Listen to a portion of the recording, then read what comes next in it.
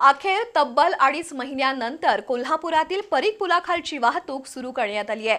वाहतूक पोलिसांच्या नियोजनातून आज सायंकाळी 5 नंतर परीख पूल वाहतुकीसाठी खुला करण्यात आला। त्यामुळे आता तरी शाहूपुरी गोकुळ हॉटेल आणि टेमलाई उड्डाण पुलावरील वाहतूक कोंडी कमी होईल अशी आशा आहे। चक्क सांगितल्यानुसार आज कोल्हापुरातील बाबूभाई परीख पुलाखालील वाहतूक सुरू होतीये। 5 मार्चपासून परीख पूल वाहतुकीसाठी बंद होता। परीख पुलाखालील रस्त्याचं काँक्रिटीकरण आणि गटारींची दुरुस्ती पूर्ण झाली आहे। शाहूपुरीकडच्या बाजूला असलेली रिटेनिंग वॉल दुरुस्त करणं अजूनही गरजेचं आहे, पण लोकांची मागणी आणि शहरातील वाहतूक कोंडी लक्षात घेऊन आज सायंकाळपासून परीख पुलाखालची वाहतूक दोन्ही बाजूनं सुरू करण्यात आली आहे।